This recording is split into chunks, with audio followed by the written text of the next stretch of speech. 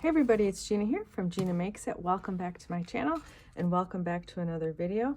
In today's video, I am going to show you how to make this flip over style journal cover. I'm gonna untie this seam binding. There we go.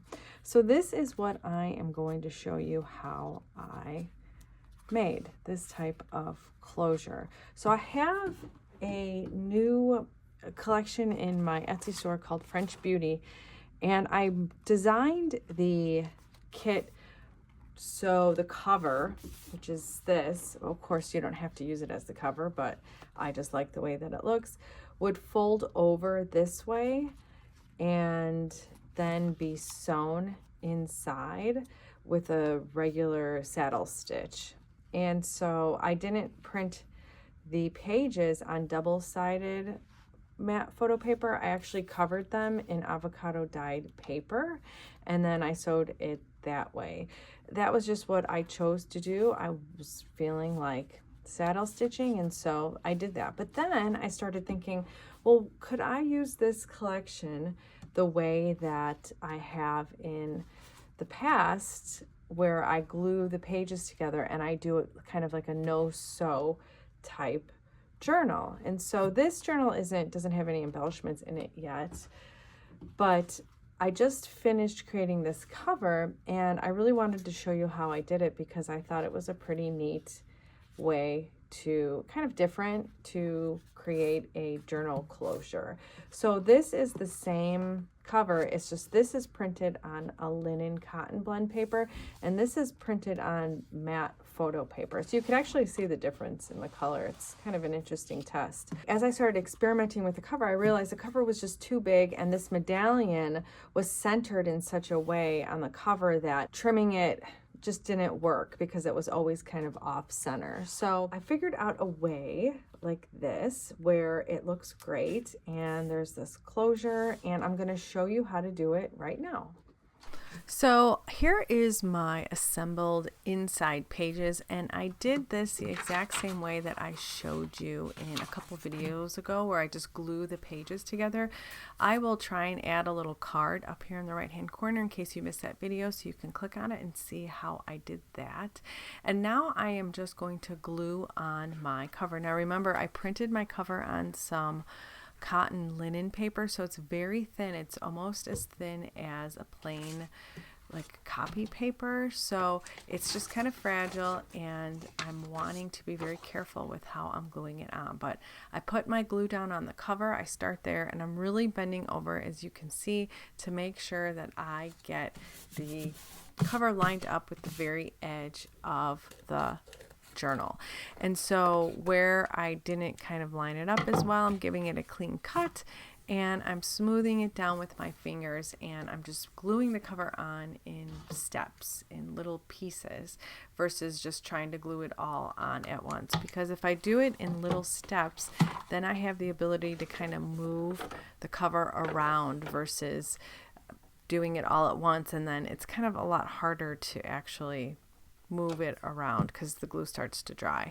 So I put the glue on the spine area, and then I also put it on the back cover pretty liberally. I'm using fabric tack glue. I pretty much always use this glue. It's my favorite glue, and I'm just pushing over the back cover, smoothing out the paper and pressing down to get a nice clean adhesion from the paper to the back part of the inside signature.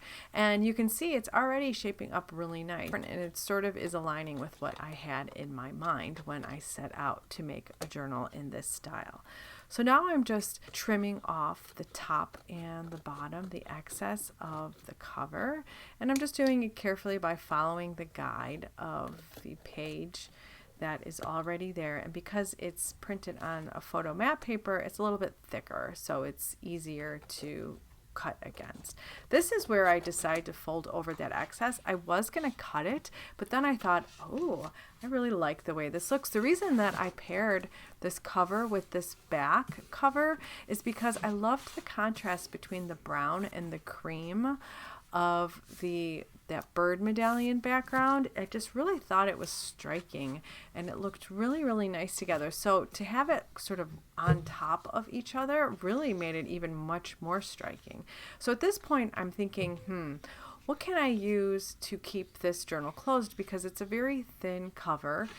Is there anything in the ephemera that I have yet to cut out that I can use, like maybe one of the hearts I was thinking, but nothing was really going to work because it was all going to kind of interfere with that bird medallion. So I put this to the side and I start thinking about adding lace to the front and thinking about how to use a closure that way. But before I could do any of that, I knew I needed to reinforce the inside part of this flap for a couple of reasons. The first and most obvious one is because the paper is so thin, and that if I were to continually open and close it, it would just get crinkled and ripped and it just wouldn't work properly. But I wanted to make sure that I was able to fold it over, and if I added too heavy of a cardstock on that fold area, kind of where it rounds over, I knew that it wasn't going to lay properly. So I just took a piece of scrap cardstock that I had in my stash and I marked where I thought the cardstock should lay on that inside flap so it wouldn't interfere with the fold, but so that it would create enough reinforcement to keep that piece of paper solid. And then I just put some glue on it and then carefully placed it on that flap, lining it up more with the outer edge than the inside edge because I wanted to keep that area clear. So we had a nice fold going on. The second reason was purely for aesthetics. And I realized that because I was trying to leave that area open, I still needed to cover it up with some sort of a decorative paper. So I chose a much thinner copy paper that I had avocado dyed, or dyed with some avocado water, I should say, a while ago, and I really liked the way I use a lot of avocado dyed paper with this collection because it sort of gives off a little bit of a pinky hue, and it just goes so well with the warm colors, the warm neutrals in this collection. And so I just thought that if I would glue it on this entire flap and actually overlap this last page a little bit, it would solve a couple problems. It would solve the aesthetic problem because it's going to look nice, and it's also going to take care of that raw edge on the end. So where you might be tempted to put some lace or to add something that's a little bit bulky to cover it up, I simply just cover it up with this piece of paper and it really solves all of the problems.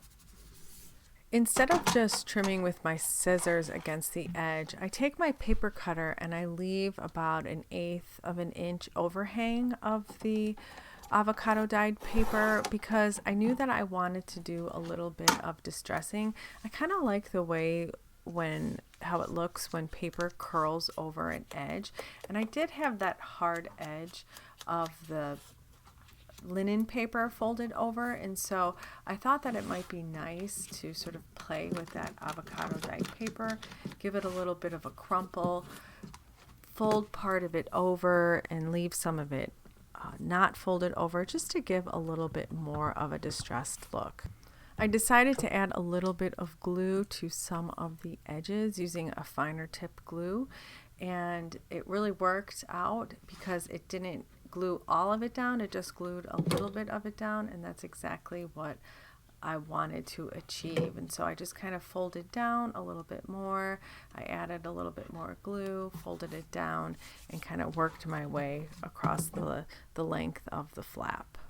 Once I was satisfied with how it looked, I did add a little bit of inking to the edge just to further the distressed look of it, and then I also decided to start adding ink around all of the edges. I always wanted to do that, but I just thought now was a pretty good time to do that since I had the ink out, and I was just really going to complete one more step, which was to add that closure. I had gone back and forth about what exactly I wanted to use as the tie closure, and I remembered I had some of this crinkled seam binding. I don't really use this a lot. I have a lot of these muted colors here to the left, but this one particular color matched everything just so well that I thought it would be a shame not to use it. And I thought that it would lie flat enough so it wouldn't appear too bulky. So all I'm doing is lining up where exactly I want to glue it down, because basically what I'm going to do is just glue down the seam binding on the back, but obviously leave it loose on the front, because if I glued it all the way around, then I would be gluing the journal shut.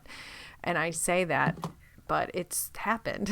So I just want to make sure that it's clear that we're just gluing the seam binding down on the back. Now I added paper clips on the top and the bottom just to keep it closed and to actually help as a guide as I'm trying to figure out how much to cut and where actually to put the seam binding. So it just really helped to put those paper clips there. So I'm just tying in a bow to see, okay, where should I clip this? Because honestly, originally I just thought that it looked so cute tied like this, but then after I had actually glued it down, I did a little side tie too, and I thought that looked cute as well.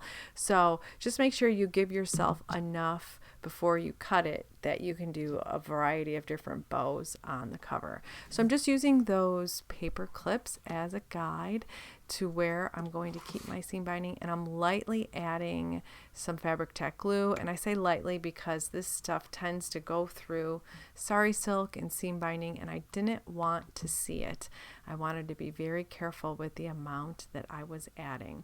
Another thing that I like about this seam binding on the back is that it really offsets the centering of that floral on the back, and I really like the way that looks. I think it looks really nice added to the back. I think it just gives a lot of dimension and texture. So I'm just pushing it over, making sure it's straight. I'm crinkling it up a little bit just so we don't have any big dark glue spots on the back, and I'm going to add a little bit more glue just to the very edge. I want to be very careful about not getting any glue to the very top so it accidentally glues pages together, and I'm just being very careful with the amount of glue that I'm adding down. As I'm finishing this up, I just wanted to take this time to mention that my entire Etsy store is on sale this weekend to celebrate the first weekend of spring. So all of my digitals are on sale, as well as my handmade journals. Everything is on sale, and this journal, as well as the other journal that I showed you that has the signatures tied in, as well as one other handmade journal, is in my Etsy store. And I have a lot of new listings in case you haven't been there for a while. And I also wanted to thank you for your support there and here and on Instagram, all of your comments and your likes and just your sharing of all of my videos and my collections is just so wonderful, and this is such a lovely community, and I'm so happy to be a part of it and to be here with you. So I just distressed the edge a little bit more, and now I'm tying it the way that I originally intended, which is just a regular bow. And then I get the idea to try and tie it like a package, where I pull the left side over and under, and I do kind of a half bow. And I like the way that both of them look. I might be partial actually to the second way, this way here. I don't know. There's something about it that is really sweet, the way that it is sort of haphazardly tied.